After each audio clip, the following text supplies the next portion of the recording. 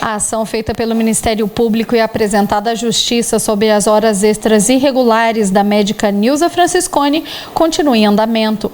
Paralelo a ela, um processo administrativo foi aberto na Prefeitura. A sindicância tem como objetivo analisar as irregularidades apresentadas. Para essa análise, uma comissão de funcionários de carreira foi formada e o parecer é dado pelo prefeito. Nesse caso, como a médica é esposa do prefeito, ficou a cargo do vice dar o seu parecer. A intenção do processo administrativo é julgar se houve algum ato irregular ou ilegal cometido pela médica. Na sindicância já foi comprovado que havia irregularidade.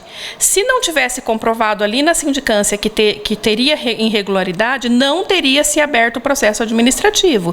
O processo administrativo ele só é aberto quando há irregularidade na sindicância, senão ela já é arquivada ali na sindicância, não tem necessidade de processo administrativo. O processo administrativo é aquele processo já que ele busca a demissão ou a punição dentro daquilo que é legal dentro do regimento interno da prefeitura, ficar um mês sem trabalhar e não receber por esse mês, 3 dias de punição, 4 dias de punição, ou até o mais grave, que é a exoneração do funcionário público. Então, depois da sindicância, abriu-se um processo administrativo. Dentro desse processo administrativo, a gente percebe que foram colocadas só um grupo de professoras bem atuantes ali na questão política da prefeitura, que estão ligadas a um certo funcionário ali, e a gente não pode nem especificar isso, porque senão há um processo contra mim, contra a TV em relação a isso, mas é o que me parece, é o que dá a entender, que dentro desse processo administrativo, elas escreveram ali que ao final do processo elas não viram nada de ilegal e que estava tudo certo com as horas extras que então a esposa do prefeito realizou. Mas como isso se procedeu se a sindicância já tinha indicado que havia coisa errada? É essa pergunta que tem que ficar para a população. Com base na decisão da comissão, o vice-prefeito Roberto Negrão, responsável pelo parecer final, acatou a decisão.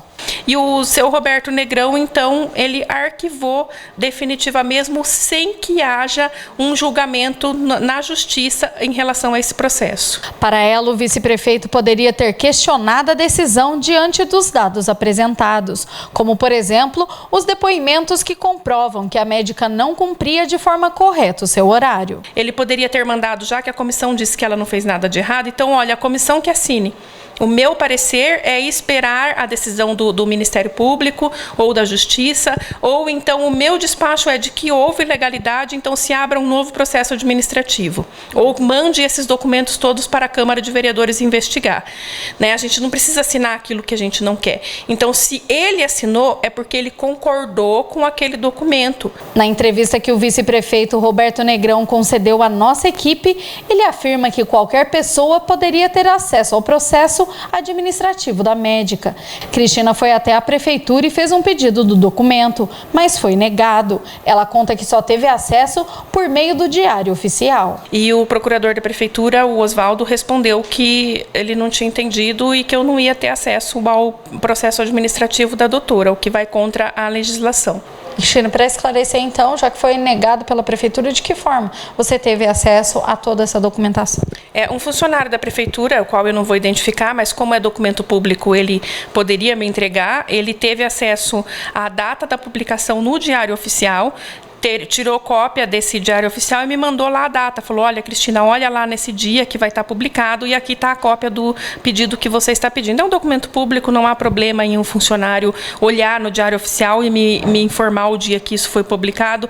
Então, aí a gente percebe que os funcionários públicos, eles não estão de acordo com as coisas erradas que acontecem dentro da prefeitura, né? Cristina, o que chama a atenção é que, assim, né, nós aqui da TV acompanhamos e divulgamos todo esse processo aí de investigação, né, funcionários concursados ali da prefeitura realmente admitindo que a médica não cumpria os horários, o próprio depoimento da médica, né, nós acompanhamos todo esse caso. Nós sabemos que são poderes diferentes, né, o que corre na área civil, agora esse processo administrativo, né, também relacionado a isso, o Franciscone precisou, né, responder à Câmara também, o que também foi arquivado, né. Que leitura você faz de todo esse contexto, né, de como a justiça tem visto isso e como o poder público, que também tem aí a sua ação, como o poder público tem entendido isso, tanto o legislativo quanto a prefeitura. O legislativo e o executivo, me parece que viraram uma união contra todos, né?